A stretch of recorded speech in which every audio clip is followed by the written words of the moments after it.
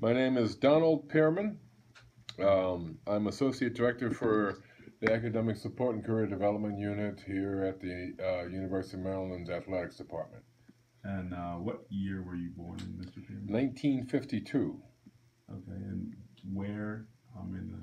Brooklyn, New York, in Kings County Hospital at 7:15 a.m. Is that where you attended grade school? In Brooklyn, New York, yes. Okay. St. James Pro Cathedral, grades 1 through 8. Okay.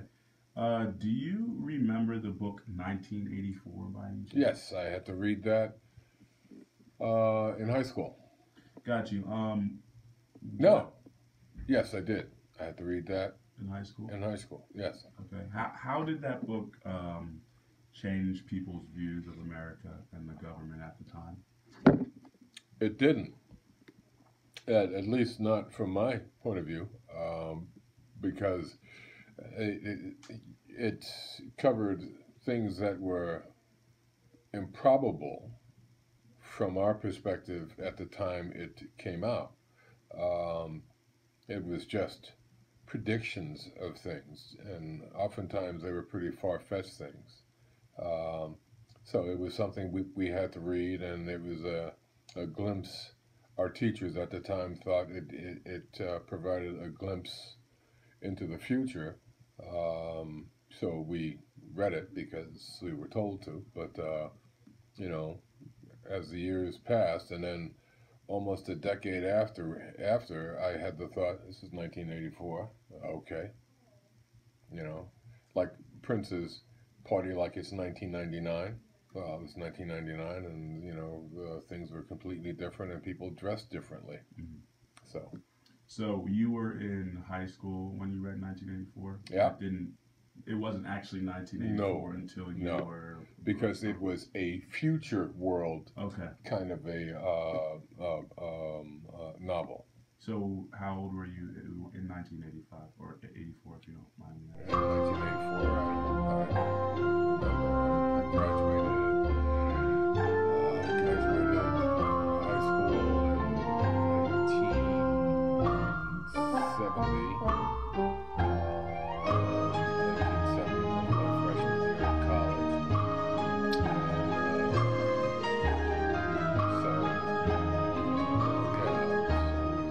Late 20s, early 30s ish.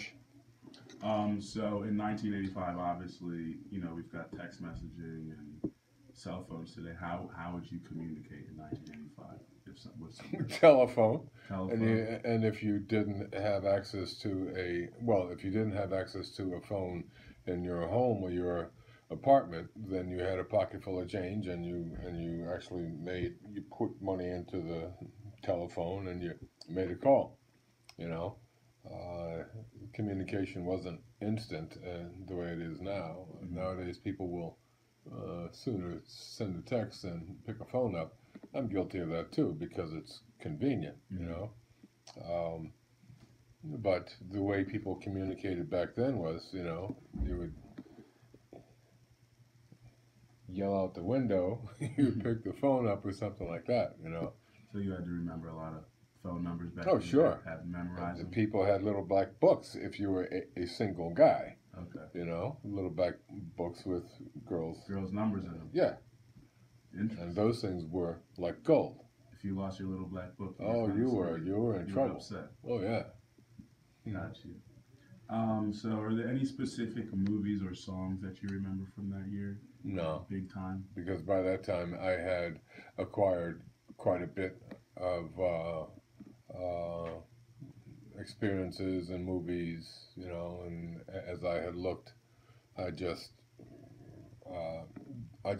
Googled 1985. I had to do that, and there were some things I had. I basically saw many of the movies.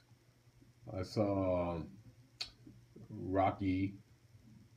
By that time, it was Rocky IV, and I saw The Color Purple. I saw Cocoon. I saw Police Academy 2, A View to a Kill. That was a James Bond movie. And I didn't watch Mad Max, but those were the popular films. Oh, I also saw Back to the Future. And that was those were fun movies. They weren't, earth shattering, and they didn't provide me with these insights into life or anything like that.